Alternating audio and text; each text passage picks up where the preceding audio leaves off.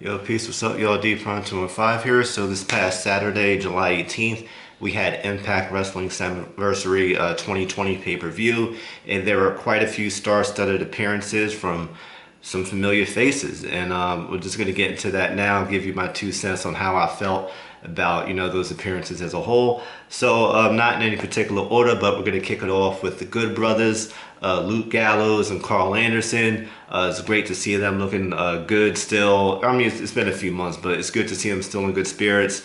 And, because they were let go recently from WWE due to the pandemic, in spite of the fact that they were just main eventing the first night of WrestleMania 36 with AJ Styles in his match against The Undertaker in the classic Boneyard match, critically acclaimed Boneyard match, wherever you feel about it, that, it really, it performed well, so you have that, and I'm really happy to see Karl Anderson be Machine Gun Karl Anderson. So I think we're gonna get the Karl Anderson that we all know and love, where he was really getting busy, and we're getting Luke Gallows the way he got busy in the Indies and the way he got busy in Japan. So I'm looking forward to it. I want to see them wrestle the North. I want to see them go up against Sami Callihan and Ken Shamrock. I also want to see them go up against this other team that I'm a really big fan of, have been a fan of for over a decade now. I want to see them go up against another returning team,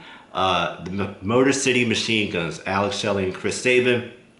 These guys, man, back when Impact was known as TNA Wrestling, I watched TNA Hard Body between like 2004 and I want to say about 2010.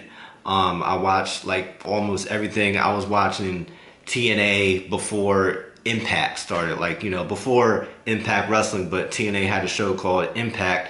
I was watching TNA back when they were in the Asylum in Nashville, even before they had this exciting ring, and they switched it back and they switched it around, whatever. So I've been watching them for a while.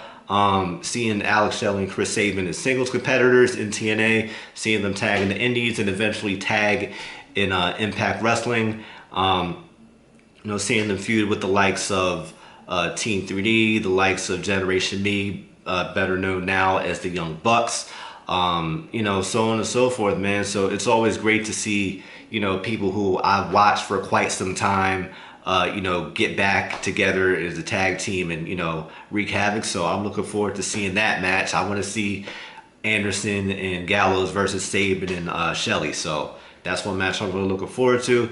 Aside from them, it was great to see mainstays such as Eric Young, seeing how far he came from, being in Team Canada with Scott D'Amore, to where he is now and everything he's been through. So it was great to see him back in TNA, back in Impact Wrestling, if you will. Pardon if I get the names mixed up, you know what I'm talking about. But also seeing EC3. EC3 was like, he was one of the mainstays, one of the top competitors in Impact Wrestling. So it's great to see him, after having not been used the best that he could have been used during his time in WWE, to see him return to Impact Wrestling, even though the circumstance may have been less than ideal with the pandemic, obviously.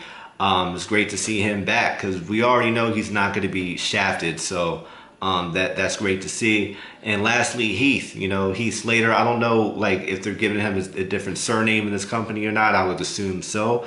But yeah, man, my man got kids. He got to look out for his fan. But aside from that, I'm looking forward to seeing what he can do, because I feel like a lot of his time in WWE, he was good for everything that he did, but he wasn't really given a lot of room to excel, at least from what I could see from the outside looking in.